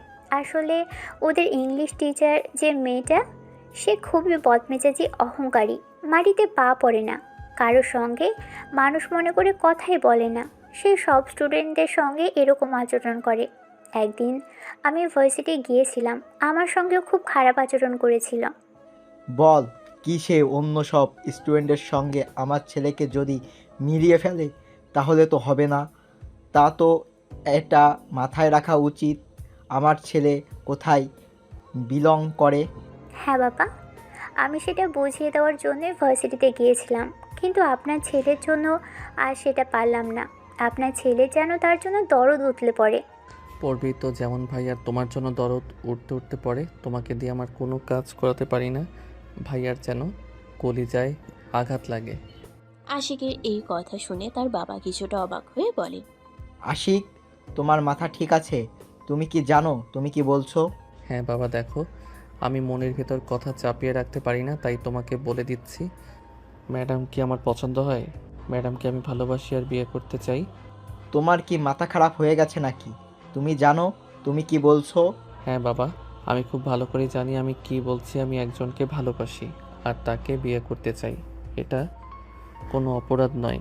কিন্তু উনি তোমার ম্যাডাম আর তোমার চাইতে বয়সে বড়, এটা তোমাকে মাথায় রাখতে হবে। আমি এত কিছু মাথায় রাখতে পারবো না। আমার মাথায় যেটা এসেছে আমি সেটা বলে দিয়েছি। এখন বাকিটা তোমার দায়িত্ব। আমি ওই ইংলিশ টিচারকেই বিয়ে করব, তা না হলে আমার পড়াশোনা এই পর্যন্তই সমাপ্তি ঘটবে। মানে, এত কথা মনে মনে ভাবছিলাম হয়তো তোমার মাথায় সমস্যা হয়েছে, কিন্তু এখন তো আমি স্পষ্ট বুঝতে পারছি সত্যি সত্যি তোমার মাথায় সমস্যা হয়েছে। তা না হলে কেউ এসব পাগলের মতো কথাবার্তা বলে নাকি? তোমাদের যেটা মাথায় ঢুকে সেটাই। আমি তোমাদেরকে জোর করে কোনো কিছুই বোঝাতে চাই না। আমার মাথায় যেটা চলছে আমি সেটা তোমাদেরকে বলে দিয়েছি। এখন বাকিটা বুঝে নেওয়ার দায়িত্ব শুধু তোমাদের। তবে যদি ওই ম্যাডামকে আমার সঙ্গে বিয়ে না দাও, তাহলে আমি আর কাল থেকে ভার্সিটিতে যাব না। এটাই আমার শেষ কথা। এই বলে আশিক তার বাবাকে আর কোনো কথা বলার সুযোগ না দিয়ে খাবার টেবিল থেকে চুপচাপ উঠে চলে গেল। এদিকে তখনই আশিকের বাবা আশিকের ভাবিকে বলতে লাগলো, বৌমা, তুমি আশিককে একটু বোঝাও, ওর মাথায় সমস্যা হয়েছে। ও কি বলছে কিছুই বুঝতে পারছে না। সেটা করে বিশেষ কোনো লাভ হবে না মনে হয় বাবা, কারণ আপনি বলার আগেই আমি তাকে অনেক করে বোঝানোর চেষ্টা করেছি, কিন্তু সে আমার কোনো কথাই শুনেনি। তাই আমার মনে হয় তাকে ঠিক পথে পরিচালনা করার জন্য ওই মেয়ের সঙ্গে বিয়ে দেওয়া উচিত। তাছাড়া আপনি তো আপনার সন্তানদের কোনো ইচ্ছায় অপূর্ণ রাখেন না, তাহলে সে একজনকে ভালোবেসেছে, তাকে বিয়ে করতে চাই, আপনি কেন বাবা হিসেবে সেটা তাকে দিতে পারবেন না? বড় পুত্রবধূর কাছে এই কথা শুনে আশিকের বাবা বেশ কিছুক্ষণ চুপ করে থাকেন। আর তারপর তিনি আশিকের ভাবিকে বললেন, আচ্ছা ঠিক আছে, তবে তাই হোক। যেহেতু আমি আমার সন্তানদের কোনো ইচ্ছা কখনোই অপূর্ণ রাখিনি, তাই এই ইচ্ছাটাও অপূর্ণ রাখবো না। আমি আমার ছেলের ইচ্ছা পূরণই করব। তাতে যদি আমার মান ইজ্জতেও কোনো আঘাত হাসে আমি তাও পরোয়া করব না। এই বলে আশিকের বাবা খাওয়া শেষ করে নিজের রুমে চলে যান। আর তারপরের দিনে আশিকের বাবা দুপুরের দিকে অফিসের সমস্ত কাজকর্ম শেষ করে আশিকের ভার্সিটিতে চলে আসেন। প্রিন্সিপাল স্যার তখন নিজের কেবিনে কিছু একটা কাজ করছিলেন। আশিকের বাবাকে দেখা মাত্রই দিলে সালাম দিয়ে উঠে দাঁড়ালেন আর বলতে লাগলেন, আরে আশরাফ সাহেব, আপনি আমাদের ভার্সিটিতে কিছু হয়েছে নাকি? তাছাড়া কোনো সমস্যা হলে আপনি আমাকে দেখে নিতে পারেন। আমি আপনার অফিসে কিংবা বাসায় চলে যেতাম। আপনি কেন কষ্ট করে এখানে আসতে এলেন? I am so sorry principal সাহেব, কিন্তু প্রয়োজনটা আমার, তাই আমাকে এখানে আসতেই হলো। ও আচ্ছা, ঠিক আছে, সেসব কথা পরে বলা যাবে। এখন আপনি আমাকে আগে এটা বলেন, কি খাবেন, চা নাকি কফি? আজ আমি কিছুই খাবো না, তবে আপনাকে খাওয়াবো। বাই দ্য ওয়ে, আপনার ভার্সিটিতে একজন লেডিস প্রফেসর আছে যার নাম প্রিয়াঙ্কা। আমি তার সাথে একটু দেখা করতে চাই। কেন, কি হয়েছে? আমাকে বলুন, আমি শুনি। যদি কোনো বেয়াদবি করে থাকে তার পানিশমেন্টটা আমি দিব। সেরকম কোনো ব্যাপার না প্রিন্সিপাল সাহেব, আমি ওকে আমার ছেলের বউ বানাতে চাই, তাই তো তার সঙ্গে দেখা করতে এসেছি। ও আচ্ছা, এই ব্যাপার, ঠিক আছে, কোনো সমস্যা নাই। আপনি 1 মিনিট ওয়েট করুন, আমি এক্ষুনি ডেকে নিচ্ছি। কথাটা বলেই মুহূর্তের জন্য থমকে গেলেন প্রিন্সিপাল স্যার। তিনি আসলে বুঝতেই পারছিলেন না কথাটা কি। কথাটা যখন ওনার মাথায় ঢুকলো তখনই উনি থমকে গিয়ে বলতে লাগলেন, আরে এসব আপনি কি বলছেন? আপনার মাথা ঠিক আছে? আপনার ছেলে আমাদের ভার্সিটিতে স্টুডেন্ট, আর উনি আমাদের ভার্সিটির প্রফেসর। একটা কথা বলার আগে অন্তত একটু চিন্তা করে নেওয়া উচিত। দেখুন প্রিন্সিপাল সাহেব, আমি সব কিছু চিন্তা ভাবনা করেই তারপর এখানে এসেছি, এবং ঠান্ডা মাথায় চিন্তা ভাবনা করেই তারপর সিদ্ধান্ত নিয়েছি। এখন আর নতুন করে চিন্তা ভাবনা করার কিছুই নেই। আপনি মেয়েটাকে একটু, আমি তার সঙ্গে সরাসরি কথা বলবো। কিন্তু তারপরেও এই ব্যাপারটা আরও একবার একটু ঠান্ডা মাথায় চিন্তা করে না হওয়া উচিত ছিল? প্লিজ আপনি একটু ভেবে দেখুন। আমার চিন্তা করা হয়ে গেছে, কারণ আমার ছেলে ওকে পছন্দ করে। আর আপনি তো খুব ভালো করেই জানেন আমার 2টা ছেলে। ওরা আমার কাছে জীবনে যা কিছুই চেয়েছে আমি সব কিছু ওদের চোখের সামনে এনে হাজির করেছি। ওরা আমার কাছে চেয়ে পায়নি এমন কিছু পৃথিবীতে নেই। আর আমার ছোট ছেলে একজনকে ভালোবেসে বিয়ে করবে বলে আমার কাছে ইচ্ছা পোষণ করেছে। আর এখন আমি তাকে এটা দেব না, এমনটা তো কখনোই হতে পারে না। তখন প্রিন্সিপাল স্যার আশিকের বাবাকে বসতে বলেন আর তিনি নিজেই প্রিয়াঙ্কাকে ডেকে পাঠান। কিছুক্ষণের মধ্যেই প্রিয়াঙ্কা প্রিন্সিপাল স্যারের কেবিনে চলে আসে। দরজার সামনে দাঁড়িয়ে দরজায় নক করে। আসসালামু আলাইকুম স্যার, আপনি নাকি আমাকে ডেকেছেন? হ্যাঁ, ভেতরে আসো, তোমার সঙ্গে একটু জরুরি কথা আছে। ও আচ্ছা, ঠিক আছে স্যার, তাহলে বলুন। আমার আবার ক্লাসের টাইম হয়ে গেছে, আমাকে ক্লাসে যেতে হবে। তোমাকে এসব কিছু নিয়ে চিন্তা করতে হবে না। তুমি তো এখানে নতুন জয়েন হয়েছো, তাই তুমি আমার ব্যাপারে কিছুই জানো না। আমি এই ভার্সিটির ম্যানেজিং কমিটির সভাপতি, আর শহরের নামকরা 5 জন বিজনেসম্যানের মধ্যে একজন। আই এম সো সরি, আমি আপনাকে চিনতে পারিনি। আর আপনাকে চেনার কোনো প্রয়োজনও আমার নেই। আমি আমার নিজের যোগ্যতায় ইউনিভার্সিটিতে চাকরি পেয়েছি, কারো সুপারিশের কোনো প্রয়োজন পড়েনি। প্রিয়াঙ্কা প্লিজ, তুমি তোমার মাথাটা ঠান্ডা করো, আর ওনার সঙ্গে একটু ভদ্রভাবে কথা বলো। উনি তোমার শ্বশুর হবেন। এই কথাটা শুনে তো প্রিয়াঙ্কা আরো বেশি রেগে গেল। খানিকটা উঁচু গলায় বলল, মানে হোয়াট ননসেন্স, আপনি এসব কি বলছেন? উনি একদম ঠিক কথা বলছেন। আমি তোমাকে আমার পুত্রবধূ বানাতে চাই। আমার ছেলে তোমাকে পছন্দ করে আর ভালোবাসে। আমার শুধু তোমাকে একবার চোখে দেখে নেওয়ার প্রয়োজন ছিল, আর আমি দেখে নিয়েছি তোমাকে আমার পছন্দ হয়েছে। আমি তোমাকে আমার পুত্রবধূ হিসেবে সিলেক্ট করলাম। শোনেন, আপনি শহরের যত বড় কোটিপতি হন না কেন, আমার লাইফের ব্যাপারে সিদ্ধান্ত নেওয়ার অধিকার আপনার নেই। আমি কাকে বিয়ে করব, কার সঙ্গে সংসার করব, সেটা একান্তই আমার ব্যক্তিগত ব্যাপার। সেসব ব্যাপারে সিদ্ধান্ত নেওয়ার কোনো রাইট আমি আপনাকে দেইনি। আর আমার ছেলের পুত্রবধূ কাকে বানাবো সেটা চিন্তা করার ও তোমার কোনো প্রয়োজন নেই। আমি যখন সিদ্ধান্ত নিয়েছি তোমাকে আমার পুত্রবধূ বানাবো, তখন আমি তোমাকে আমার পুত্রবধূ বানিয়ে তবেই ছাড়বো। এবারে আশিকের বাবা প্রিন্সিপালের কেবিন থেকে বের হয়ে চলে গেল। আর যখনই প্রিয়াঙ্কা প্রিন্সিপাল স্যারকে বলতে লাগলো, আরে স্যার, ভার্সিটিতে এইসব পাগল ছাগল কোথা থেকে আসে আমি তো সেটাই বুঝতে পারছি না। প্রিয়াঙ্কা প্লিজ, আপনি আপনার মাথাটা একটু ঠান্ডা করুন আর ঠান্ডা মাথায় আমার কথাগুলো শুনুন। আপনার লাইফ বদলে যাবে ওনার ছেলেকে বিয়ে করলে। আপনি ওনার সম্পর্কে কোনো কিছু জানেন না। I am so sorry principal sir, আমার এসব ব্যাপারে জানার বিন্দুমাত্র আগ্রহ নেই। আপনি ওনাকে বলে দিবেন নেক্সট টাইম যেন ভার্সিটিতে অন্তত এইসব পাগলামো ছাগলামো করতে না আসেন। সে না হয় আমি বলে দেব, কিন্তু আমার মনে হয় ওনার সঙ্গে এভাবে খারাপ আচরণ করা তোমার জন্য একটুও ঠিক হয়নি। উনি যেটা বলেছেন সেটা কিন্তু করে ছাড়বেন, সেটা তোমার ইচ্ছেতে হোক বা ওই অনিচ্ছাতে। ওকে ফাইন, আমি দেখে নিব কিভাবে ওনার ইচ্ছা সফল হতে পারে। কি বলে প্রিয়াঙ্কা প্রিন্সিপাল স্যারের কেবিন থেকে বের হয়ে ক্লাসরুমে চলে গেল। আশিক তখন ক্লাসেই বসেছিল। প্রিয়াঙ্কা ক্লাসরুমে প্রবেশ করে সোজা আশিকের সামনে গিয়ে তার শার্টের কলার ধরে টেনে দাঁড় করালো, আর তারপরে আশিকের গালে ঠাস করে একটা চড় বসিয়ে দিয়ে বলতে লাগলো, ওই হারামজাদা, আমি তোর সঙ্গে ভদ্র ভাষায় কথা বলি বলে কি আমাকে খুব ভদ্র ঘরের মেয়ে বলে মনে হয়? তুই আমার ক্যারেক্টার সম্পর্কে কোনো আইডিয়া রাখিস না। আমাকে বিয়ে করার স্বপ্ন দেখিস তাই না? একদম তোর ওটা কেটে হাতে ধরিয়ে দেব, তখন বুঝতে পারবি মজা। ঘটনা এতটাই দ্রুত ঘটে গেছিল যে আশিক কিছুই বুঝে উঠতে পারল না। তবে প্রিয়াঙ্কার কথাগুলো শুনে আশিক বুঝতে পারে আসলে কি হয়েছে। তখনই সে ক্লাস ভর্তি স্টুডেন্টের সামনে প্রিয়াঙ্কার হাত ধরে টান দিয়ে নিজের বুকের সঙ্গে মিশিয়ে নিল, আর প্রিয়াঙ্কার দুই ঠোঁটে নিজের দুই ঠোঁট ডুবিয়ে দিয়ে 2 মিনিট ধরে চুমু খেয়ে আর তারপর তাকে ছেড়ে দিয়ে বলতে লাগলো, এই তো সবে বুকিং দিলাম, আর বাকিটা অল্প সময়ের মধ্যেই সেরে নেব, চিন্তা করো না ডার্লিং।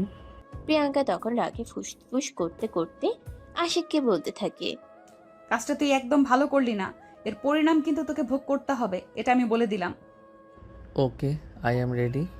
এই বলে আশিক সেদিন আর ক্লাস না করে ভার্সিটি থেকে চলে আসে। এদিকে পরের দিন ছিল শুক্রবার। আশিকের বাবা সপরিবারে প্রিয়াঙ্কাদের বাড়িতে চলে গেলেন। প্রিয়াঙ্কার মা বাবা আর প্রিয়াঙ্কা ছোট্ট একটা বাড়িতে বসবাস করে। প্রিয়াঙ্কা তার মা বাবার একমাত্র সন্তান। প্রিয়াঙ্কার বাবার যথেষ্ট বয়স হয়েছে, তিনি একজন প্রাইমারি স্কুলের শিক্ষক ছিলেন, বর্তমানে রিটায়ার্ড আছেন, তাই বাড়িতেই থাকেন।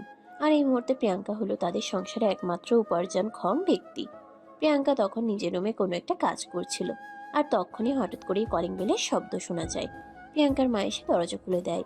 তাদেরকে চিনতে না পেরে পরিচয় জিজ্ঞেস করায় আশিকের বাবা নিজের পরিচয় দেন, আর তারপরেই প্রিয়াঙ্কার মা আশিকের বাবাকে চিনতে পারেন, কারণ তিনি শহরের বড় একজন ব্যবসায়ী। সেটা তো আপনাদেরকে আরো আগেই বলে দেওয়া হয়েছে, তাই ওনার নাম শুনলে সহজে যে কেউ চিনতে পারেন। পরিচয় পেয়ে প্রিয়াঙ্কার মা তাদেরকে ড্রয়িং রুমে নিয়ে বসতে দেন। প্রিয়াঙ্কার বাবা তখন ড্রয়িং রুমেই ছিল, আর তারপরেই আশিকের বাবা প্রিয়াঙ্কার বাবার সঙ্গে সবকিছু খুলে বলেন। সবকিছু শুনে প্রিয়াঙ্কার বাবা বলেন, দেখুন, মেয়ে বড় হয়েছে, তাকে তো বিয়ে দিতেই হবে, কিন্তু তারও তো মতামতের একটা ব্যাপার স্যাপার আছে। সে যদি কাউকে পছন্দ করে বা ভালোবাসে, কিংবা আপনার ছেলেকে যদি বিয়ে করতে না চায়, তাহলে আমি কি করতে পারি? দেখুন বিআই সাহেব, আমার ক্ষমতা সম্পর্কে আপনার খুব ভালো করে জানা আছে, তাই আমি শেষবারের মতো আপনাকে বলছি, আপনি নিজেই আপনার মেয়ের সঙ্গে কথা বলুন এবং আপনার মেয়ে যাতে এই বিয়েতে রাজি হয়ে যায় ঠিক সেভাবে কথা বলুন। প্রিয়াঙ্কার বাবা তখন সম্পূর্ণ বিষয়টা খুব ভালোভাবেই বুঝতে পারেন, কারণ বড়লোকদের টাকা পয়সার ক্ষমতার দাপট কোনোটারই অভাব থাকে না। তিনি যদি এই মুহূর্তে নিজের মেয়েকে আশিকের সঙ্গে বিয়ে দিতে রাজি না হন, তাহলে হয়তো তাদের খুব বড়সড় কোনো ক্ষতি হয়ে যেতে পারে। তাই তিনি আশিকের বাবাকে বলেন, ঠিক আছে ভাই সাহেব, আপনারা বসুন, আমি আমার মেয়ের সঙ্গে কথা বলে নেই, তারপর আপনাদের জানাচ্ছি। দেখুন আঙ্কেল, আপনার মেয়ের সঙ্গে আপনি কথা বলুন, আর যাই করুন, আমরা যখন বিয়ের সম্বন্ধ নিয়ে এসেছি তখন বউ নিয়ে তারপরে বাড়িতে যাব। সো আপনার মেয়েকে আপনি কিভাবে রাজি করাবেন সেটা একান্তই আপনার ব্যক্তিগত ব্যাপার। প্রিয়াঙ্কার বাবা তখন চুপচাপ সেখান থেকে উঠে প্রিয়াঙ্কার রুমে চলে যান। দরজায় নক করার কিছুক্ষণের মধ্যেই প্রিয়াঙ্কা এসে দরজা খুলে দেয়। সে তার বাবাকে দেখেই জিজ্ঞাসা করে, কি ব্যাপার বাবা, কি হয়েছে? তোমাকে এমন চিন্তিত দেখাচ্ছে কেন? তোমার কি শরীর খারাপ লাগছে? না রে মা, সেরকম কোনো ব্যাপার নেই, আমি আসলে তোর সঙ্গে একটা ব্যাপারে কথা বলতে এসেছি। হ্যাঁ ঠিক আছে, সেটা না হয় বলো, কিন্তু তোমাকে এমন দেখাচ্ছে কেন? তোমাকে দেখে মনে হচ্ছে তুমি ঠিক নেই। কি হয়েছে বলো আমাকে। অতঃপর প্রিয়াঙ্কার বাবা প্রিয়াঙ্কাকে সবকিছু খুলে বলে, আর সবকিছু শুনে প্রিয়াঙ্কার রাগে মাথা একদম গরম হয়ে যায়। সে তার বাবাকে বলতে থাকে, বাবা, এই ফাজিলগুলোর সঙ্গে কি তোমারও মাথা খারাপ হয়ে গেছে নাকি? যেসব আবোল তাবোল কথা বলছো? আমি কেন এই ফাজিল মার্কা ছেলেটাকে বিয়ে করতে যাব? আমি কখনোই এমন কিছু করব না। সো প্লিজ আমাকে ক্ষমা করতে পারো। প্লিজ মা, এমনটা বলিস না। তুই যদি ওদের ছেলেকে বিয়ে না করিস তাহলে তোর এমন কোনো ক্ষতি করে বসবে, তুই আর সমাজে মুখ দেখাতে পারবি না।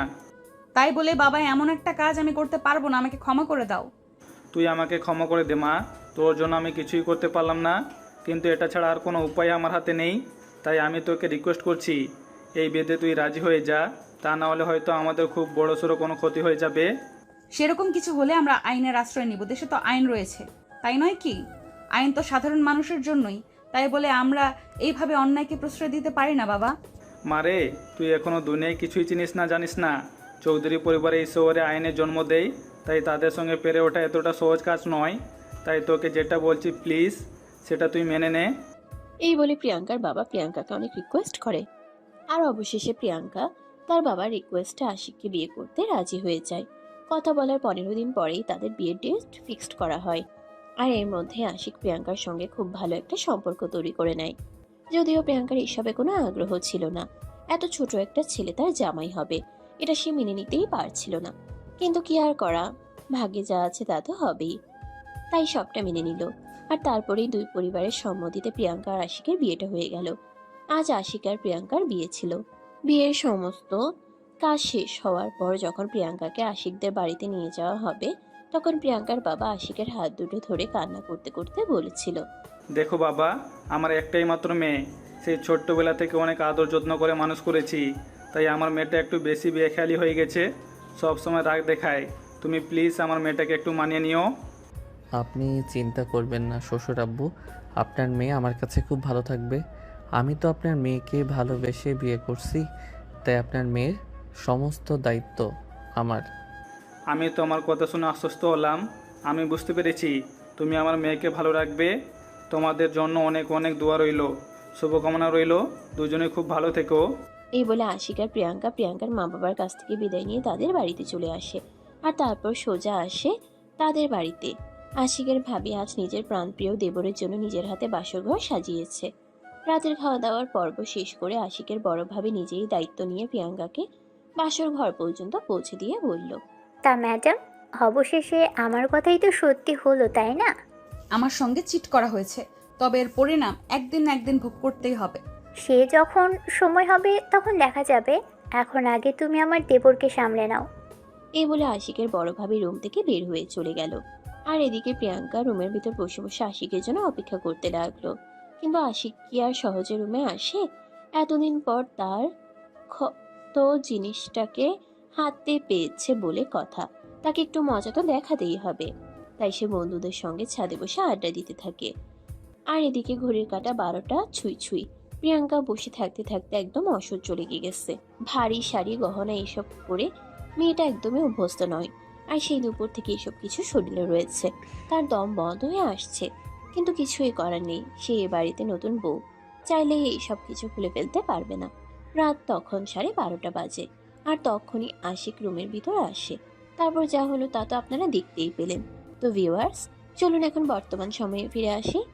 সকালবেলা ভাবির ডাকে ঘুম ভাঙলো আশিকের। ভাবি দরজার বাইরে দাঁড়িয়ে দরজায় নক করছে আর আশিককে ডাকছে। কি হলো দেবরজি, এখনো ঘুম ভাঙেনি? সকাল তো 9টা বেজে গেছে। বাড়িতে কত মেহমান আছে, আমি সবার জন্য নাস্তা বানিয়েছি। নাস্তা করবে না? আরে ভাবি, তুমি এতগুলো কথা একসঙ্গে বললে আমি কোন কথার উত্তর দেব? তাছাড়া নতুন বিয়ে করেছি, বউরিকে ঘর থেকে বের হতে মন চাই নাকি? তাহলে আমরা সবাই মিলে নাস্তা খেয়ে নিয়েছি, আর তুমি শুধু তোমার বউকে খেতে থাকো। আরে ভাবি, তুমি যে কি বলো না, তোমার একটু লজ্জা নেই? লজ্জা যদি তোমাদের না থাকে তাহলে আমি লজ্জা দিয়ে কি করব? যাই হোক, তাড়াতাড়ি ফ্রেশ হয়ে নাচতে গেলে চলে আসো। আব্বু আর তোমার ভাইয়া নাস্তা টেবিলে অপেক্ষা করছে। আচ্ছা ঠিক আছে, তুমি যাও, আমি আসছি। এই কথা বলে আশিক প্রিয়াঙ্কাকে ঘুম থেকে ডেকে তুললো। আর তারপর দুজনে ফ্রেশ হয়ে নাস্তার টেবিলে চলে গেল। প্রিয়াঙ্কা সকালবেলা একটা লাল শাড়ি পরেছে, কারণ শ্বশুরবাড়িতে আজকেই তার প্রথম সকাল। আর প্রথম দিনই শাড়ি পরতেই হবে। প্রিয়াঙ্কা রুম থেকে বের হয়েই আগে তার শাশুড়ি রুমে চলে গেল। তার শাশুড়িকে সালাম করলো, আর তারপর তার শ্বশুরকে সালাম করলো। আর তারপরে নাস্তার টেবিলে সবাই মিলে একসঙ্গে বসে নাস্তা করছে। তখনই হঠাৎ করে আশিকের আব্বু বলে ওঠে, দেখো বৌমারা, আমার জীবন এখন স্বয়ংসম্পূর্ণ। আমি আমার দুই ছেলেকেই তাদের পছন্দের মানুষকে তাদের জীবন সঙ্গী বানিয়ে দিতে পেরেছি। এখন আর আমার জীবনে কোনো চাওয়া পাওয়া নেই, তবে তোমাদের কাছে আমার একটাই চাওয়া আছে। কথাটা শুনে আশিক, তার ভাইয়া, তার ভাবি আর প্রিয়াঙ্কা একে অপরের মুখ চাপাচাপি করছে। আর ঠিক তখনই আশিকের আব্বু আবারও বলতে থাকে, দেখো, আমার বাড়িটা বেশ কয়েক বছর ধরে প্রাণহীন হয়ে আছে। আমি চাই আমার বাড়িতে প্রাণ ফিরে আসুক। মানে তুমি কি বলতে চাইছো? কিছুই তো বুঝতে পারছি না, একটু খুলে বলো। আমি তোকে বলিনি হাত আরাম, আমি আমার দুই পুত্রবধূকে বলেছি আমাদের বাড়িতে প্রাণ ফিরিয়ে আনা দায়িত্ব তো আমাদের দুই বৌমারই রয়েছে। কথাটা শুনে প্রিয়াঙ্কাও কিছু বুঝতে না পারলেও আশিকের ভাবি কিছুটা আন্দাজ করতে পারে। তাই সে নিচের দিকে তাকিয়ে মুচকি মুচকি হাসছিল। কিন্তু ঠিক ওই মুহূর্তেই প্রিয়াঙ্কা বলতে লাগলো, আব্বু, আমি আপনার কথা বুঝতে পারলাম না। প্রাণ ফিরিয়ে আনা মানে আপনি কি বোঝাতে চাইছেন? বৌমা, আমি চাই এবার আমার বাড়িতে দুই ছেলের ঘরে ফুটফুটে দুইটা সন্তান আসুক, আমার জীবন সার্থক হোক। কথাটা শুনে প্রিয়াঙ্কার মুখটা লজ্জায় লাল হয়ে গেল। সে আর নাস্তা না শেষ করেই নাস্তার টেবিল থেকে উঠে দৌড়ে চলে গেল। আশিকের ভাবিও সেম কাজটাই করলো। আর তখনই আশিকের ভাই তার বাবাকে বলতে লাগলো, বাবা, তুমিও না মুখে কিছু আটকায় না। মেয়েটা আমাদের বাড়িতে নতুন এসেছে, আর আজকেই তোমার এই কথাগুলো বলতে হলো? তো কখন বলবো বল শুনি? বুড়ো তো হয়ে গেছি, কয়েকদিন পর না হয় মরেই যাব। এখন যদি নাতি নাতনির সাথে সময় কাটাতে না পারি, তাহলে আর কখন সময় কাটাবো? এই বলে হাসতে হাসতে তিনি নাস্তা শেষ করে টেবিল থেকে উঠে চলে গেলেন। আর এইভাবেই সেদিনের দিনটা কেটে গেল। রাতের বেলা, আজ কিন্তু রাত 10টা বাজতে আশিক রুমে চলে এসেছে। এটা দেখে প্রিয়াঙ্কা বলতে লাগলো, কি ব্যাপার সাহেব? আমি তো আপনার বিষয়টা কিছুই বুঝতে পারলাম না। আজ সকাল সকাল রুমে চলে এসেছেন, কাল বাসর রাত ছিল, তারপরও এত দেরি করিয়েছিলেন, কারণটা কি শুনি? কেন, সকালবেলা নাস্তার টেবিলে বাবা কি বলেছে শুনতে পাওনি? একদম না। আগে তুমি তোমার পড়াশোনা শেষ করো, একটা চাকরি বাকরি কিছু করো। আমাদের বাচ্চা আর তুমি কি একসাথে পড়াশোনা করার ইচ্ছা আছে নাকি? প্রয়োজন হলে তাই করব, তাছাড়া ওটাও কিন্তু মন্দ হবে না। বাবা ছেলে একসঙ্গে পড়তে বসবো, আর তুমি আমাদেরকে পড়াবে। এই বলে আশিক প্রিয়াঙ্কার দিকে এগোতে শুরু করে। আর এটা দেখে প্রিয়াঙ্কা বলতে থাকে, এই না বলছি, একদম এমন কিছুই হবে না। যেখানে আছো ওখানেই থেমে যাও। কিন্তু কে শুনে কার কথা? আশিক প্রিয়াঙ্কাকে টান দিয়ে নিজের বুকের সঙ্গে জড়িয়ে নিল আর রুমের লাইট অফ করে দিল। হ্যাঁ ভিউয়ার্স, আপনারা যেরকমটা ভাবছেন সেরকমটাই হয়েছে। অন্ধকার রুমে আমি আর কিছুই দেখতে পাইনি। আপনাদের মতো আমিও দেখার অপেক্ষা করছিলাম, কিন্তু কি করব, সেটার আর সৌভাগ্য হলো না। তো চলুন, এখন আর এখানে থেকে কি করব, এবারের মতো এখান থেকে বিদায় নেই। পরবর্তীতে না হয় নতুন কোনো ভালোবাসার গল্পে আবারও আপনাদের সঙ্গে দেখা হয়ে যাবে।